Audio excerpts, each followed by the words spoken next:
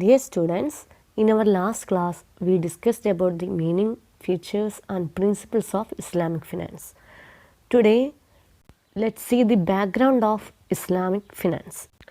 നമുക്കറിയാം Islamic banking എന്നുള്ള concept വന്നിട്ടുള്ളത് ഇസ്ലാം എന്നുള്ള റിലീജിയനിൽ നിന്നാണ്. അതിനുള്ള മെയിൻ റീസൺ എന്ന് പറയുന്നത് നമ്മുടെ കൺവെൻഷണൽ ബാങ്കിലുള്ള ഇൻട്രസ്റ്റ് എന്നുള്ള എലമെൻറ്റ് ഇസ്ലാം എന്നുള്ള റിലീജിയനിൽ പ്രൊഹിബിറ്റഡ് ആണ്. അതുകൊണ്ട് തന്നെ ഇൻട്രസ്റ്റ് എന്നുള്ള എലമെൻറ്റിനെ അവോയ്ഡ് ചെയ്തുകൊണ്ടുള്ള ഒരു ബാങ്കിങ് സിസ്റ്റത്തെക്കുറിച്ച് ആലോചിച്ചപ്പോഴാണ് ഇസ്ലാമിക് ബാങ്കിങ് എന്നുള്ള കൺസെപ്റ്റ് വന്നിട്ടുള്ളത്. ഇവിടെ ഇന്ന് നമ്മൾ ഡിസ്കസ് ചെയ്യാൻ പോകുന്നത് ഇസ്ലാമിക് ബാങ്കിങ് എന്നുള്ള കൺസെപ്റ്റിൻ്റെ ബാക്ക്ഗ്രൗണ്ട് അല്ലെങ്കിൽ ഒരു ബ്രീഫ് ഹിസ്റ്ററിയാണ്. In the early 1960s Islamic bank started in Egypt. ആദ്യമായിട്ട് ഇസ്ലാമിക് ബാങ്കിങ് എന്നുള്ള കൺസെപ്റ്റ് വന്നിട്ടുള്ളത് ഈജിപ്തിലാണ്, 1960s.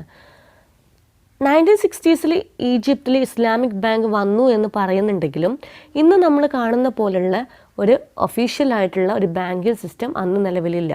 ഫോർമലായിട്ടുള്ള ഒരു ബാങ്കിങ് സിസ്റ്റം ആ ഒരു സമയത്ത് ഈജിപ്തിൽ വന്നിട്ടില്ല. ജസ്റ്റ് ഒരു അസോസിയേഷൻ പോലുള്ള സംഭവം മാത്രമാണ് അന്ന് അവർ കൊണ്ടുവന്നിട്ടുള്ളത്. ഒരു എക്സാമ്പിളാണ് MGISA, Mit Ghamr Islamic saving association. MGISA എന്ന് പറയുന്നത് ഒരു ചെറിയ അസോസിയേഷനാണ്. അവർ മുസ്ലിം ഇൻവെസ്റ്റേഴ്സിൻ്റെ കയ്യിൽ നിന്നും സേവിങ്സ് ആക്സെപ്റ്റ് ചെയ്യുകയും അവർക്ക് ഇൻട്രസ്റ്റ് ഇല്ലാതെ തന്ന എമൗണ്ട് അതുപോലെ തന്നെ റിട്ടേൺ ആയിട്ട് കൊടുക്കുകയും ചെയ്തിരുന്നു. അതായത് ഒരു സേവിങ് പർപ്പസിന് വേണ്ടിയിട്ടാണ് മെയിനായിട്ട് MGISA എന്നുള്ള അസോസിയേഷൻ വന്നിട്ടുള്ളത്.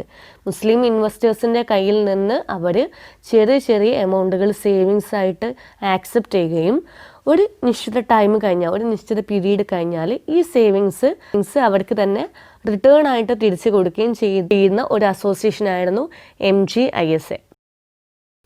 പിന്നീട് മലേഷ്യയിൽ വന്നിട്ടുള്ളൊരു കോർപ്പറേഷനായിരുന്നു PFC, pilgrim fund corporation. Malaysia base ചെയ്തിട്ടാണ് PFC വന്നിട്ടുണ്ടായിരുന്നത്.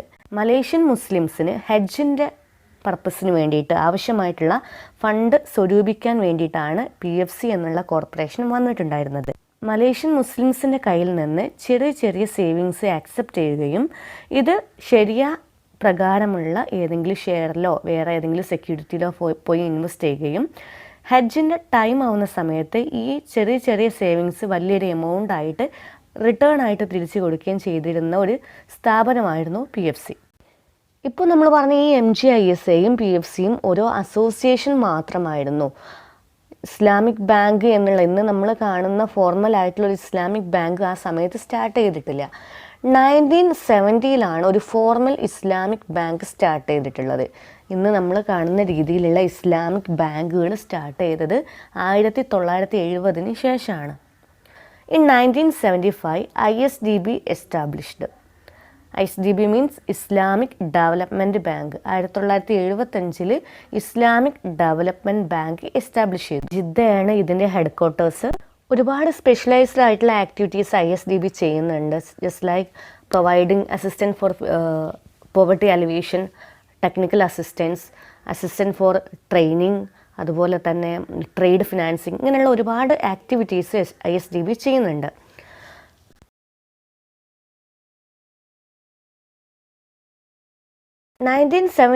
തന്നെ വന്നിട്ടുള്ള മറ്റൊരു ബാങ്കാണ് ദുബായ് ഇസ്ലാമിക് ബാങ്ക്. UAEയിലെ ലാർജസ്റ്റ് ഇസ്ലാമിക് ബാങ്കാണ് ദുബായ് ഇസ്ലാമിക് ബാങ്ക്. ഈ രണ്ട് ബാങ്കുകളുടെ സക്സസ്സിന് ശേഷം വന്നിട്ടുള്ള 1977 വന്നിട്ടുള്ള രണ്ട് ബാങ്കുകളാണ് ഫൈസൽ ഇസ്ലാമിക് ബാങ്കും കുവൈത്ത് ഫിനാൻസ് ഹൗസും.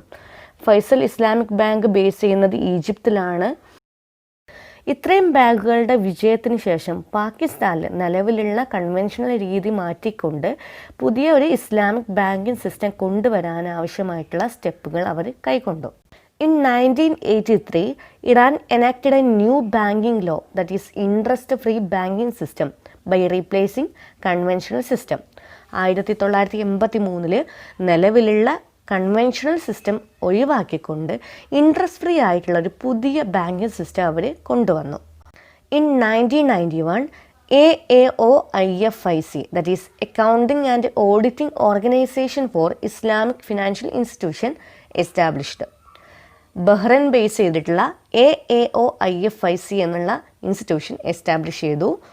ഇതിൻ്റെ മെയിൻ പർപ്പസ് എന്ന് പറയുന്നത് for issuing accounting, auditing and sharia standards for Islamic financial institutions. Islamic ബാങ്കുകൾക്ക് ആവശ്യമായിട്ടുള്ള അക്കൗണ്ടിങ്, ഓഡിറ്റിംഗ് ആൻഡ് ശരിയ സ്റ്റാൻഡേർഡുകൾ ഇഷ്യൂ ചെയ്യുക എന്നുള്ളതിന് വേണ്ടിയിട്ട് വന്നിട്ടുള്ളതാണ് AAOIFIC.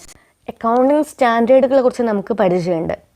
നമ്മുടെ കമ്പനികളുടെ അക്കൗണ്ടിങ് സിസ്റ്റത്തിനിടയിൽ ഒരു യൂണിഫോമിറ്റി കൊണ്ടുവരാൻ വേണ്ടിയിട്ടാണ് അക്കൗണ്ടിങ് സ്റ്റാൻഡേർഡ്സുകൾ വന്നിട്ടുള്ളത്. അതുപോലെ തന്നെ ഇസ്ലാമിക് ബാങ്കുകളുടെ അക്കൗണ്ടിങ് ആൻഡ് ഓഡിറ്റിംഗ് പർപ്പസിന് വേണ്ടിയിട്ട് വന്നിട്ടുള്ള ഒരു ഇൻസ്റ്റിറ്റ്യൂഷനാണ് AAOIFIC. Then in 2001, IIFM, that is International Islamic Financial Market, established. It is the global standard setting body for the Islamic capital and money market segment of Islamic finance industry.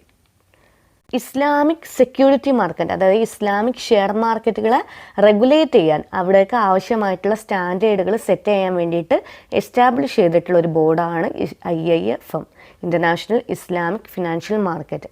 Islamic secondary മാർക്കറ്റിന്, അതായത് stock എക്സ്ചേഞ്ചിനെ activate ചെയ്യാൻ വേണ്ടിയിട്ട് ആവശ്യമായിട്ടുള്ള സ്റ്റാൻഡേർഡുകൾ provide ചെയ്യാൻ വേണ്ടിയിട്ട് വന്നിട്ടുള്ളതാണ് IIFM. In 2002, IFSB, that is Islamic Financial Service Board, formed for supervising and regulating standards and guidelines.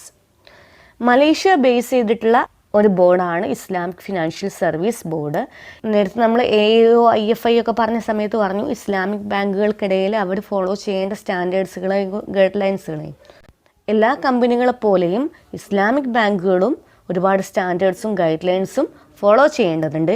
ഇങ്ങനെയുള്ള guide ലൈൻസുകളും സ്റ്റാൻഡേർഡ്സുകളെയും supervise ചെയ്യാനും അവയെ റെഗുലേറ്റ് ചെയ്യാനും വേണ്ടി വന്നിട്ടുള്ളൊരു ബോർഡാണ്, ഫോം ചെയ്തിട്ടുള്ള ബോർഡാണ് Islamic financial service board. IILM, international Islamic liquidity management corporation. Sharia പ്രകാരമുള്ള security അല്ലെങ്കിൽ ഫിനാൻഷ്യൽ ഇൻസ്ട്രുമെൻറ്റ്സ് ഇഷ്യൂ ചെയ്യാൻ വേണ്ടിയിട്ട് വന്നിട്ടുള്ള കോർപ്പറേഷനാണ് international Islamic liquidity management corporation.